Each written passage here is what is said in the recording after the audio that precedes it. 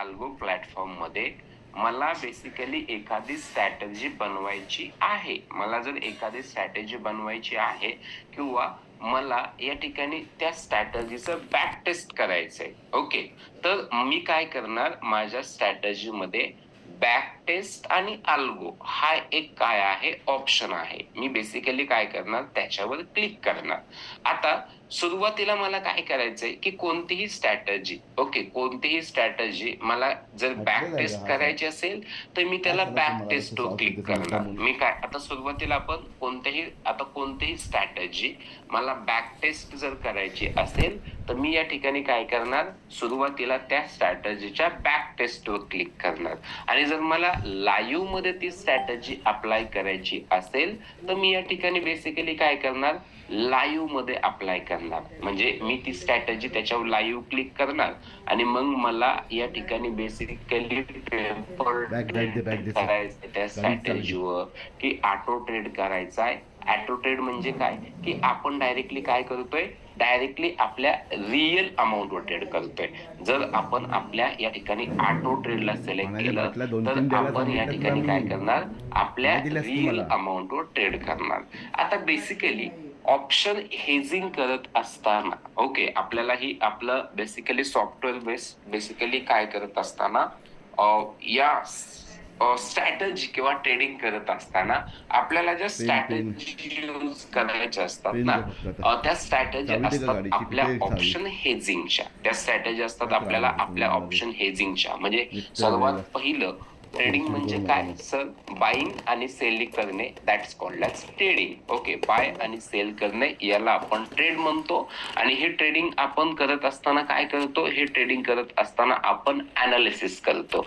Analysis केल्यानंतर म्हणजे basically आपण ऑप्शन ट्रेडिंग करणार आहोत, तर आपण या ठिकाणी काय करणार, टेक्निकल अनालिसिस करणार. आपण या ठिकाणी काय करणार, टेक्निकल अनालिसिस करणार. आणि टेक्निकल अनालिसिस केल्या म्हणजे टेक्निकल अनालिसिसच्या बेसिसवर एखादी स्ट्रॅटेजी डेव्हलप करणार. आपण या ठिकाणी काय करणार, एखादी स्ट्रॅटेजी डेव्हलप करणार. या स्ट्रॅटेजीला मार्केटमध्ये अप्लाय करण्याच्या आधी आपण काय करणार, बॅक टेस्ट करणार. या स्ट्रॅटेजीचं सुरुवातीला बॅक टेस्ट करणार, या स्ट्रॅटेजीचा रिझल्ट व्हेरीफाय करणार आणि त्याच्यानंतर या ठिकाणी रिअल मार्केटमध्ये आपण रिअल मार्केटमध्ये ही स्ट्रॅटेजी कशी वापरायची किंवा कशा पद्धतीने आपल्याला रिझल्ट येईल, या सर्व गोष्टींची स्टडी आपण या ठिकाणी करणार. ओके, आपण या ठिकाणी काय करणार, या सर्व गोष्टींची स्टडी आपण इथं करणार. आता बेसिकली मी तुम्हाला काही स्ट्रॅटेजी सांगतोय. आपण एक एक स्ट्रॅटेजी इथं काय करत जाणार आहोत, शिकत जाणार आहोत. जसं की आपल्याला सर्वात पहिली स्ट्रॅटेजी जी या ठिकाणी शिकायची आहे, ऑप्शन हेजिंगची म्हणा किंवा ऑप्शन हेजिंग साठी जी स्ट्रॅटेजी आपण शिकणार आहोत, that's called as vertical spread. Okay, त्या स्ट्रॅटेजीचं नाव काय आहे या ठिकाणी, व्हर्टिकल स्प्रेड. Vertical spread.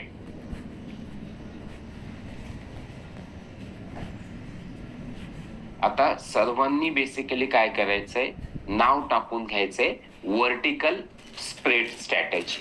आता बेसिकली ही स्ट्रॅटेजी कधी अप्लाय होते किंवा कशा पद्धतीने या ठिकाणी बेसिकली हिला डेव्हलप केलं जातं, कोणत्या स्ट्राईक प्राइस आपल्याला चॉईस करावं लागतात, ज्यावेळेस ही स्ट्रॅटेजी अप्लाय होईल त्यावेळेस मार्केटची कंडिशन्स कशी असायला हवे, या सर्व गोष्टी मी तुम्हाला या ठिकाणी काय करणार आहे.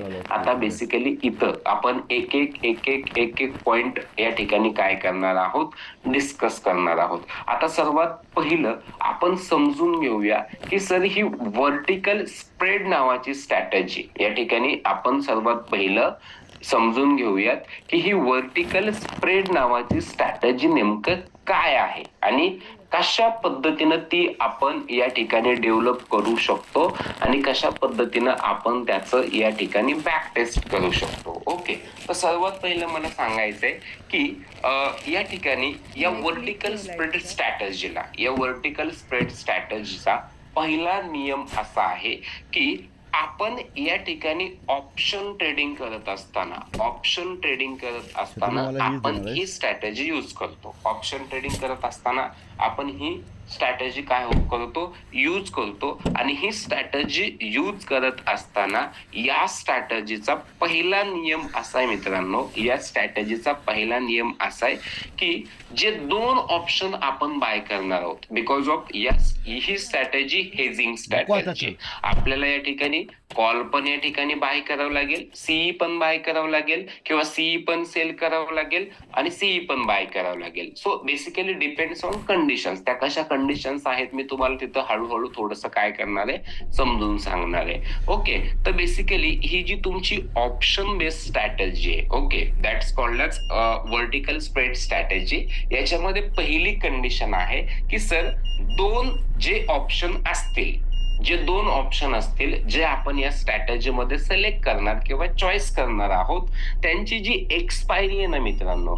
त्यांची एक्सपायरी ही सेम असली पाहिजे. म्हणजे बेसिकली आपल्याला सर्वात पहिली कंडिशन आहे व्हर्टिकल स्प्रेड स्ट्रॅटेजी डेव्हलप करत असताना की ते दोन ऑप्शन या ठिकाणी सेम एक्सपायरीचे असायला हवेत. आपल्याला काय करायचंय की सर सेम एक्सपायरीचे हे दोन ऑप्शन्स आपल्याला असायला हवेत, सेम एक्सपायरीचे.